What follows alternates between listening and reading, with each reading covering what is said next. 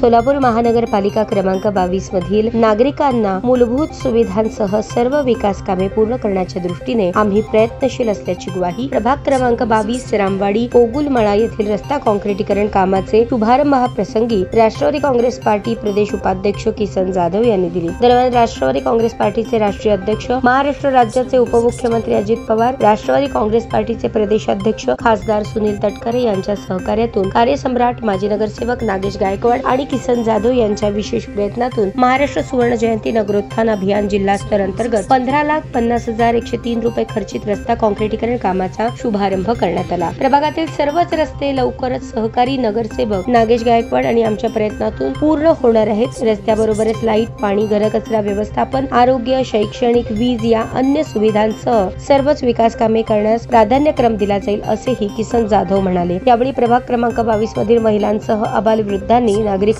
राष्ट्रवादी काँग्रेस पार्टीचे प्रदेश उपाध्यक्ष किसन जाधव यांचे आभार मानत भला मोठा पुष्पहार, शाल आणि टोपी घालून स्थानिक रहिवाशांनी त्यांचे आभार मानले। कार्यसम्राट नगरसेवक नागेश गायकवाड, किसन जाधव यांचे प्रभाग 22 मधील विकास कामांसाठी मोठे योगदान असल्याच्या भावना देखील यावेळी उपस्थित नागरिकांनी व्यक्त केल्या।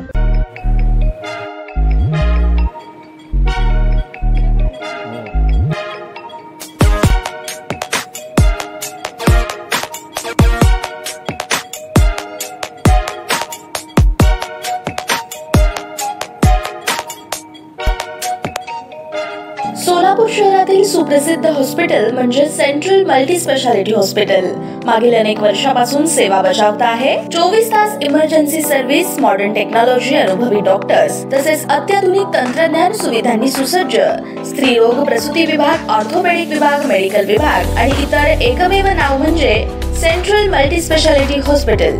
पत्ता गणेशपेठ शॉपिंग सेंटर, मंगळवार बाजार, सोलापूर। ताज्या बातम्या पाहण्यासाठी प्राईम महाराष्ट्र न्यूज चॅनलला सबस्क्राईब करा।